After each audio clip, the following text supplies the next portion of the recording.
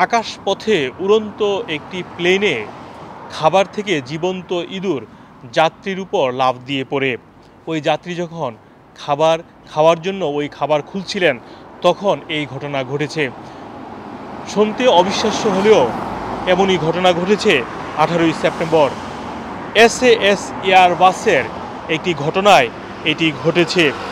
ওই প্লেনটি নরওয়ে থেকে স্পেনের উদ্দেশ্যে যাত্রা করছিল। তবে মাঝপথে এই ঘটনার কারণে ওই বিমানটি স্টকহোমে যাত্রা বিরতি নিতে বাধ্য হয়।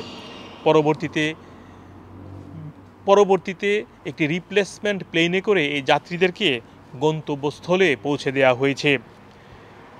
এই ঘটনাটির পর বিমানে হট্টগোল তৈরি হয় এবং হট্টগোল তৈরি হলেও পরবর্তীতে পরিস্থিতি শান্ত হয়। একজন মুখপাত্র বলেছেন, এই ধরনের ঘটনা সাধারণত কখনোই ঘটে না, তবে এটির জন্য ওই খাবার সরবরাহ প্রতিষ্ঠানকে দায়ী করা হয়েছে।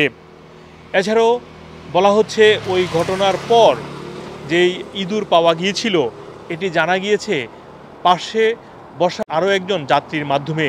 তিনি ফেসবুকে একটি স্ট্যাটাস দিয়েছিলেন এবং সেখানে বলেছেন তার পাশের ওই যাত্রীর গায়েই লাফ দিয়ে পড়েছিল জীবন্ত ইঁদুরটি এবং ওই সময় ওই যাত্রী ভয় পেয়ে গিয়েছিলেন এবং তিনি তার সাথে থাকা কাপড় দিয়ে নিজের শরীরকে ঢেকে ফেলেন যাতে ইঁদুর তার গায়ে কামড় দিতে না পারে।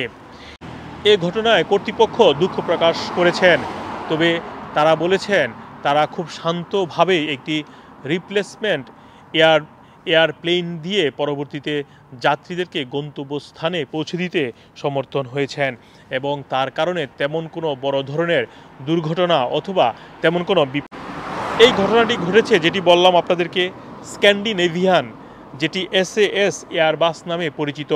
তারা সাধারণত স্টকহোম থেকে পরিচালিত হয়, তবে নরওয়ে, সুইডেন এবং ডেনমার্কের একটি ন্যাশনাল এয়ারবাস। এই ঘটনার পর দুঃখ প্রকাশ করেছে ওই প্রতিষ্ঠান। তবে এবারই প্রথম যে প্লেনের মধ্যে উড়ন্ত প্লেনের মধ্যে জীবন্ত ইঁদুর পাওয়া গিয়েছে সেটি কিন্তু নয়। এর আগেও 2017 সালে হিথ্রো এয়ারপোর্টে বিমানে জীবন্ত ইঁদুর পাওয়া গিয়েছিল। তার কারণে কয়েক ঘন্টা ডিলে হয়েছিল ওই প্লেন উড্ডয়ন করতে।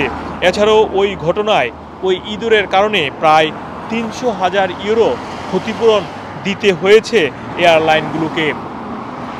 এ ধরনের ঘটনার জন্য অনেক সময় আমরা দেখেছি খাবারের মধ্যে নানা জাতীয় জিনিস পাওয়া যায়, তবে জীবন্ত ইঁদুর পাওয়ার ঘটনা আসলে খুব কম ঘটেছে এখন পর্যন্ত। মোহাম্মদ আব্দুল হান্নান, 2A নিউজ, যুক্তরাজ্য।